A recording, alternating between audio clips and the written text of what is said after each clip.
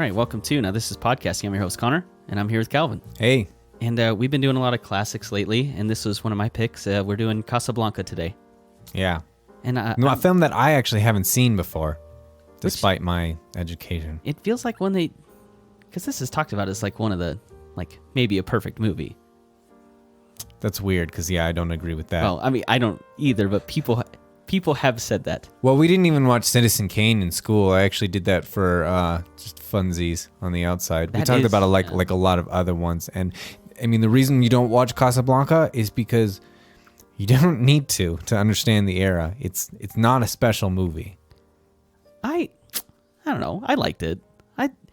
When you watch more from the era, there's no reason that this sticks out. That this should stick out than any other movie. Okay, I guess I could understand that sentiment. Like once I've fleshed out like that background more. But I mean, for like not watching any other, because this came out in 1942. I don't have a huge background on watching movies from 1942. You want to know? So the only reason I watch this movie is because there's like an offhand line in Men in Black, like the one that came out in like 97. Oh, the original? Yeah. The first one? And Kay is talking to Jay about like First Contact. And he's like, yeah, it's like Casablanca, but without the Nazis. And that just like has always stuck out in my head. And I was like, I should watch Casablanca eventually. Just for that. Yeah, and because that's supposed to be Earth was supposed to be established as kind of a safe haven for like refugee aliens. And so I was like, now I can confirm that line is accurate.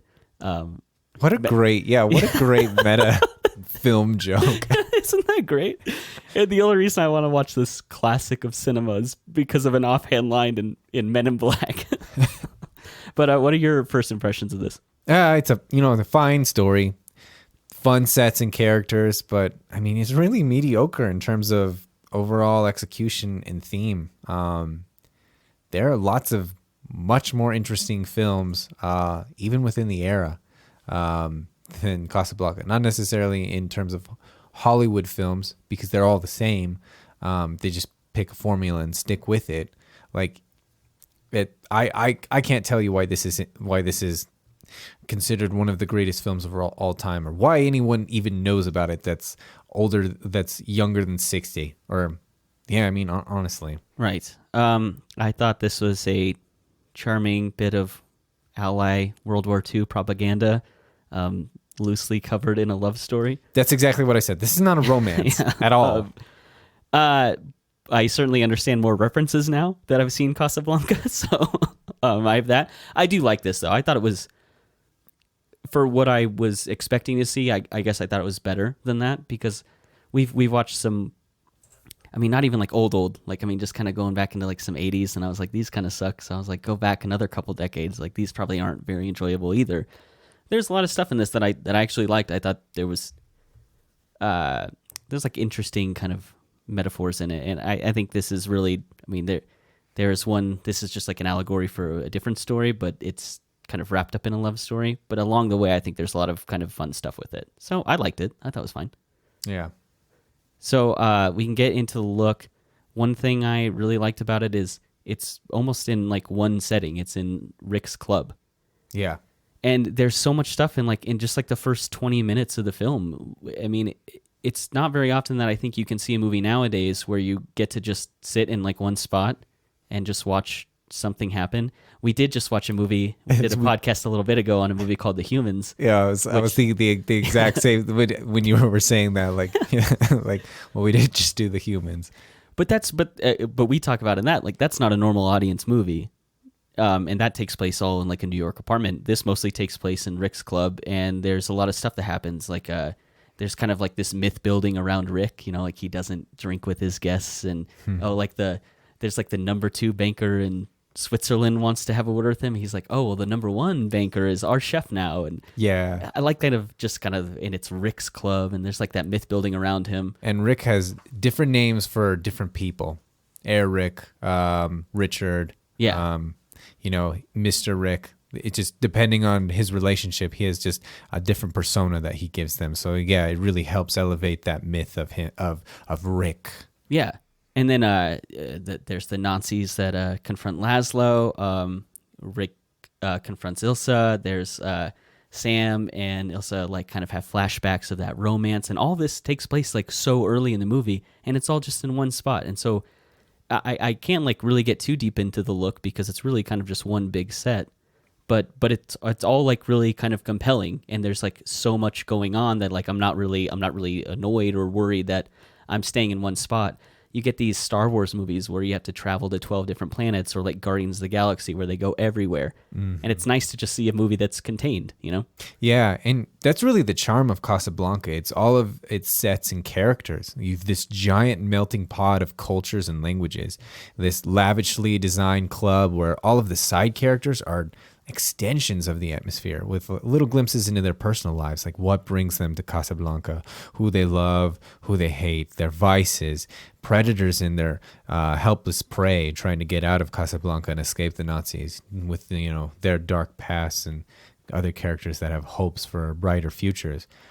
And everyone's actions are incredibly cliched, but these things weave in and out of the main plot so effortlessly, and it gives us this feeling of a real place despite its inherent shallowness. You talk about it being cliched. Jules Epstein, who is one of the writers for the screenplay for this, he said, this movie has more corn than the state of Kansas and Iowa combined, but when corn works, there's nothing better. And I think that's a perfect way to describe this movie. It is melodramatic, and it hits all those things that you're like, oh, okay, that's a little over the top, a little too much, but I think it all works out so well in this film. Yeah, and I think you can really just applaud his self-awareness of what he's made. Yeah, like, yeah, no, this is like... It's like, I know what I wrote. yeah, exactly. It's a popcorn flick, literally. What do you think of the sound? I think that the score is nothing special. The same way I don't like really think visually there's anything special going on in this. No. But I do think when all of the musical elements are like actually happening in the scene, like those are all the best parts of the music in this film. Like Sam playing the piano, you know, you have that classic line that's misquoted all the time, like "Play it again, Sam." Yeah, she actually says, I wrote it down. It's like, play it once, Sam, for old time's sake. Yeah, play as time goes by. And I was like, I kept listening for it. Like, did I mishear it? Like, where's "Play it again, Sam"? Just always been misquoted. It's just another one of those Mandela effects. Right, and then you have there's the one woman who's like playing classical guitar, and she's singing when the Nazis all are singing their song, and Victor goes out and he tells them to, I'm going to say this so wrong, play La Marseillaise, which is the French national anthem, and I love that. And then the band starts playing it, and you get a bunch of other people singing in French. They're singing their national anthem, and apparently on set, like, that was a pretty powerful scene. Like, everyone who's crying that you see on screen, they were actually like really teared up, because I think that's another thing that we forget, like kind of going back to these old movies, like this came out during World War II. Yeah, and not only that, like there were only 3 American-born actors on this set. Right. Everyone else was, you have Rick Blaine is, Humphrey Bogart is American. Ingrid Bergman is Swedish. Paul Henreid is, I don't remember now. He's not, I think he's British. Claude Rains definitely is. But yeah, a lot of other people are from all different parts of Europe. There are very, very few American-born actors in this film. I know one of the Nazi officers is played by someone who was Jewish who got out of Germany, and he was a big part of like the stage acting in Germany at the time. And he was like, he thought it was like really empowering and helpful to have a Jewish actor play like a snobby, shitty Nazi, to be like kind of like get that power back, be like, yeah, like kind of like making fun of it, you know? Yeah, that's so interesting to that he thought that, because we'll be talking about Jojo Rabbit in a little while and about how Taika Waititi played Hitler in his film. He's actually so similar, yeah. And he's actually part Jewish. Yeah, his mother is Jewish and like introduced him to the book and everything, and that's kind of was the motivation to make that film. Yeah. But yeah, I do like that a lot. Like, I love the idea of a Jewish actor making a Nazi look bad, and like that, like kind of being an empowering thing. Yeah. I think that's excellent. Same thing with Mel Brooks and The Producers. It's a very old Hollywood theme. Oh, I love The Producers. That's a great movie. Yeah. But yeah, I think all the best sound, to get back to that, all the best sound is stuff that is diegetic. It's all happening in the scene. And that's because the score is ridiculous. It's so over the top. Yeah, and it's all kind of tones that are forgettable. Like there's not a hook that really grabs me or anything like that. Yeah, it's just giant orchestra, symphonic. A lot of scores were done that way, and I really love the minimalism that we get nowadays. I'd say in the last 20, 30 years, those scores are so great. Even the best movies, going back to like the 60s, 70s, 50s, a lot of their scores are a little bit over dramatic compared to what we get now even. It starts to fade a little bit more in the 80s, but you still get some over dramatic music. I really love the trend towards minimalism. So I do, getting more like keeping with like kind of how this film is set up, I wanted to talk about the pace of it. There's something really interesting about older movies where, like, I think especially like 40s, 50s, 60s, where you have people who just talk as fast as they can.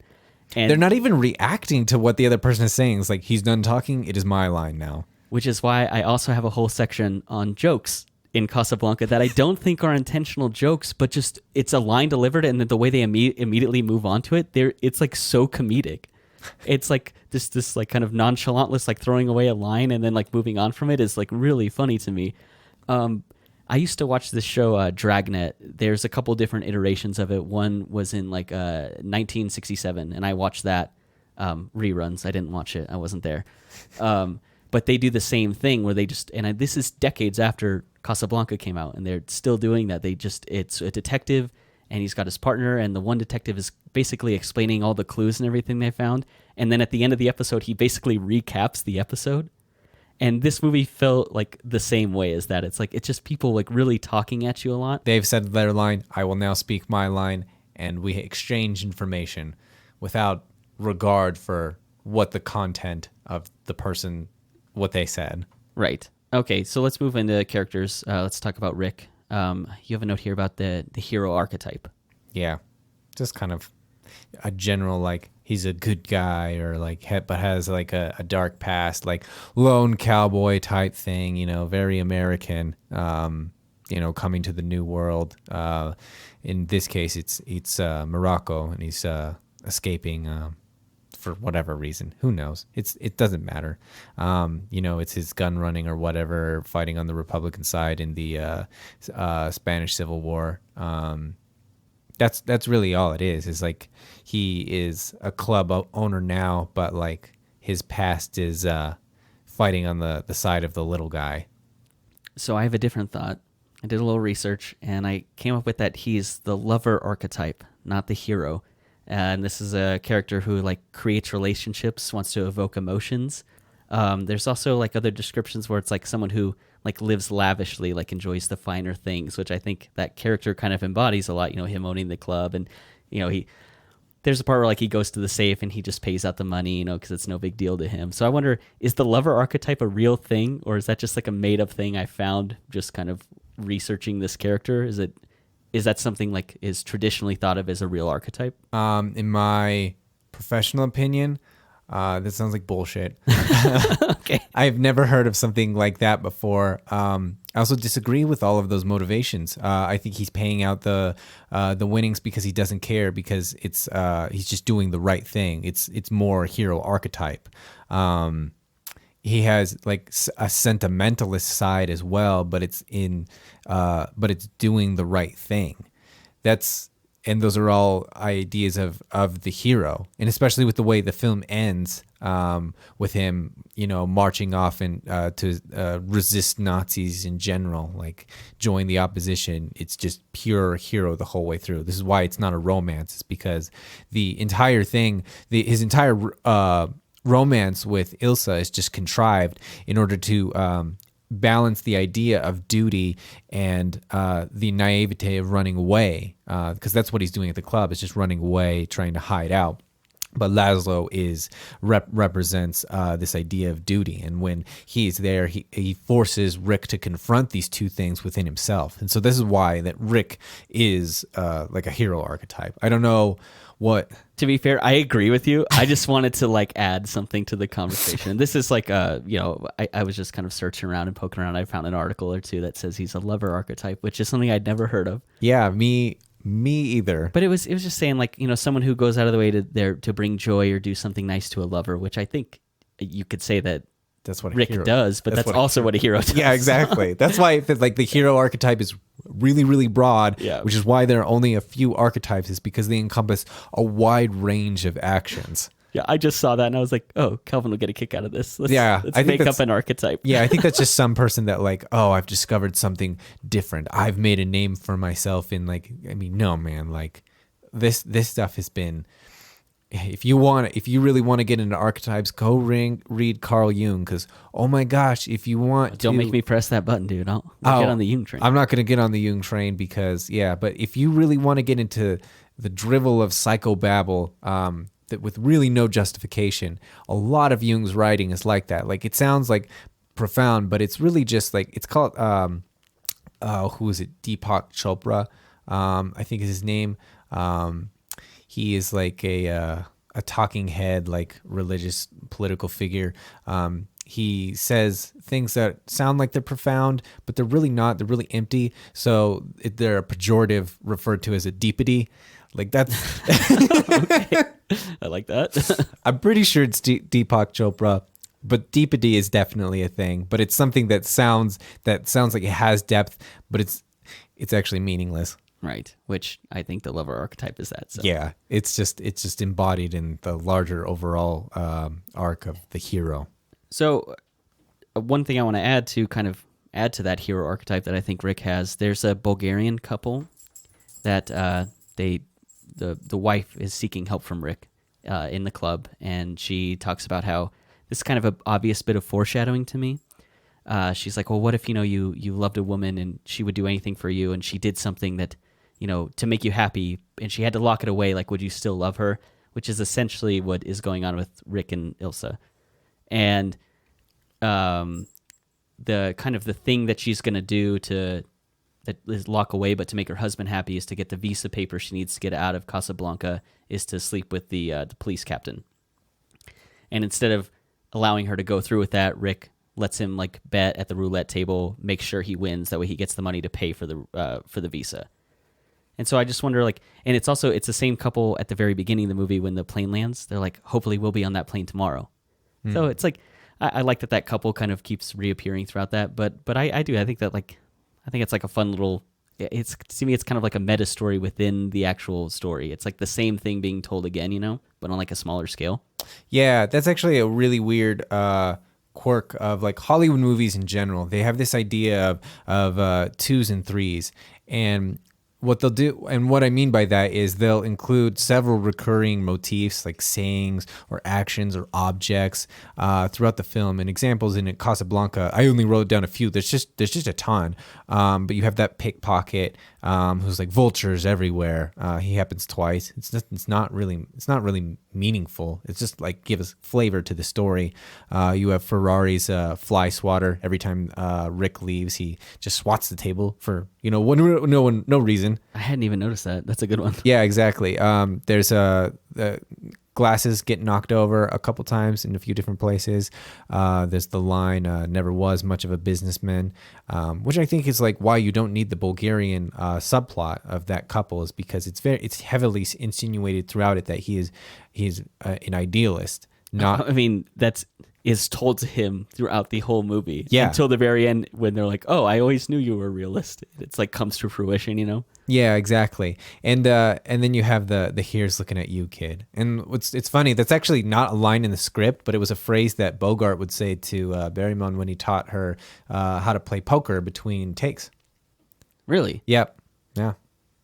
I was looking out for that line because I was like, I bet this shows up 2 or 3 times. It is said 4 times in the film, so I was really disappointed that I couldn't find a single 2s and 3s. yeah, but that's why it's like not a hard rule. It's just a weird thing that Hollywood films emphasize as a narrative device. And you may say, well, yeah, like all books and movies do this sort of thing because that's how you create symbols and motifs in general. But it's the overabundance of these motifs that's unique to Hollywood films. It's almost like a pacifier for the viewer. We stay comfortable and grounded, seeing things again and again, even on a subconscious level. You said that Bogart taught Bergman how to play poker? Mm-hmm. So it was heavily thought by Humphrey Bogart's wife that he was having an affair with her. It wouldn't surprise me. She had affairs throughout her entire career. Okay. Yeah, she Man, yeah, her Wikipedia is just rife with. Is it? Yeah, it's kind of crazy. It's gonna be a fun read. Yeah, exactly. But finishing up with characters, the only one that I actually care about that is so cool, I think, is Captain Renault. Oh yeah, he's the most interesting character. He also has like two of the best jokes in the whole thing.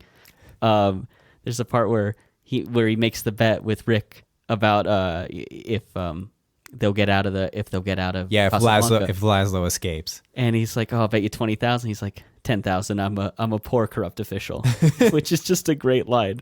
And then later on, when they're trying to figure out a way to arrest Laszlo and Rick in his club, and he's like, I'm shutting you down. I'm just shocked there's gambling going on here. And like one of the employees, Carl walks up to him. He's like, "You're winning, sir." He puts it in his pocket, And he literally says, "Oh, thank you." it's amazing. And part of why I think that like, those are so comedic is just because the way the dialogue is delivered in this movie is just, it's immediately move on, move on, move on.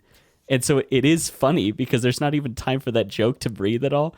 And I just, that's why I have a whole section on jokes, because I just think, and like two of the best ones are from the captain there. Yeah, and Renault is like, he's so interesting as like this, he's not a domineering authoritarian. Like his entire character structure is built on his boastfulness of his untouchable status. So rather than anger or strength, which is unusual, not for the era necessarily, but it's unusual for us. Like there are so many, like everyone is outright villainous and mean, angry. Like you can just get it from their expression and their tone that these are bad people. And with Renault, he just has this nonchalance about him. I think it's, like I said, like just from that joke about, he's like, I'm a poor corrupt official. It's obvious he operates in a gray area, and so I think like his kind of turn in the end is like totally earned. It doesn't feel forced or anything to me. Oh, it feels so forced to me. Oh, really? Absolutely. Oh, maybe the charm of the movie just really got me. Yeah, there might be charm, but I just don't think like, I mean, the fact that he like basically, I mean, I call it rape. Like he's like selling visas for sex. I mean, that's really hard to like have consent in that. It's not the same as prostitution in this case because it's a very different dynamic. So I think it's either extortion or it's sexual assault. He's a really disgusting creep. Okay, you certainly made him grosser to me now. Because they cut a lot of that out of the original from the original cut. They weren't going to be able to show it because the like actually talking about sex. I mean, obviously back then the motion picture production code was a lot more strict than it is now. But that's why things are only hinted at. Like we know that he trades sex for these visas, but it was a lot more overt in the original cut. I think he even mentions that. He's like, "I hope you don't ruin it tomorrow night when I bring like a nice blonde." Yeah, I have a beautiful blonde coming, and it's just like, oh, that is. It's so the offhand misogyny of older films really can gloss over if you're not paying attention, but it is deeply disturbing when you look at it without the music and without the charm of like an older Hollywood type aesthetic. It's something about putting something in black and white makes it like, oh, okay, all that awful stuff that you guys used to do is okay now. Yeah, especially when no one reacts to it. Like, gosh, Captain Renault off raping women again. Man, okay. I feel bad for defending his turn at the end. It's not earned. Okay. I do want to say, you know me, I love my fun facts. In the early 2000s, Madonna wanted to remake this movie. Yeah. With her starring in it and Ashton Kutcher as Rick. And basically every studio unanimously is like, this is untouchable. We will never make this movie. I cannot imagine a worse casting for that movie. I can't imagine a worse casting either. Although I don't even think that Humphrey Bogart was a good casting because I don't think he's attractive at all. So for him to be a romantic, quote unquote, romantic lead, I think was weird. Like Laszlo, or the guy, what's his name? Paul Henry. Like he's an attractive fellow. But I think that Rick works really well, Bogart works really well as club owner. He does not work as like... There's also like a 19-year age gap between Bogart and Bergman. Like she's like 25 when they shoot this, and he's 42. Is she related to Ingmar Bergman? No. Dang, I was hoping that would be another fun fact. I want to say that they also had an affair, though. No way, dude. I'm trying. She's wild. Yeah, yeah. Did she? I mean, she's been in some of his films, if I remember right. And I might be thinking of Liv Ullmann. Yeah, Ingmar Bergman is also a total creep. So, yeah, I don't know what it is with that name and Hollywood status, but they're both, they're not great individuals in terms of their fidelity. Right. Do you want to move on to let's go to the ending of this? I think it works. I want to know what you think because like I said, I already said that I think kind of that redemption at the end all works, but I want to know what are your thoughts on it? I don't necessarily think that. Yeah, I don't think it really works. It's like, I don't know. Like first of all, Ilsa was never going to leave Laszlo. The motion picture production code expressly forbade the depiction of a woman leaving her husband. So it was never in question whether or not she was going to leave him or not. But yeah, I also just think of like all of it. It's not. This is why it's not a romance. It's wartime propaganda because Laszlo and Ilsa are just representations of Rick's unconscious, like the push and pull between duty and sentimentalism. So the film ends with him shunning his naive attempt at hiding away in Casablanca by sending Ilsa away and then marching into the unknown mists of resistance. Like then it's the call to action so strong that even an evil man like Renault was awakened. And this is actually why historians speculate this it resonated with people and why it became one of the greatest movies of all time. I just don't think it's all very, very contrived. How they got the Nazi officer there in the first place was weird. So yeah, I don't really think of it as being earned. I just think it's just a weird metaphor at the end, and they just wanted to end it that way for whatever reason. Yeah, it's not a love story because, like you said, it's propaganda. It is Rick is America, unwilling to step into World War II until like the stakes get high enough and he feels a reason that he needs to be a part of it. And now he's going to step in and be the sleeping giant. You know, he's going to wake up and come in and save the world and everything. And I mean, that's what it is. It's just a metaphor for U.S. becoming involved in World War II. Which is why it's not a love story, which is why it's propaganda, which is why it's also a great film for the 1940s and not a great film for, 2021. Yeah. And actually, like, speaking of that, like, one of the things I really, really hate about this film is just how Ilsa's character is portrayed in general. Like, she's over dramatic and prone to swooning, like a ridiculous caricature of the woman condition. So, like, on top of... She very quickly is like, okay, I'll leave him and I'll stay with you, Rick. It's so fast. Yeah, exactly. Like, yeah. On top of that, like, it's like they were explicit in suggesting that she was cheating on her husband, like throughout most of the film, and then she outright says it. And in the end, it's Rick's sense of duty that sets the woman straight and sends her on the plane. And I can almost understand why they wrote her character that way when we consider that she's really a metaphor for Rick's moral journey, except that Renault, outright villainous scumbag, is given a redemption arc.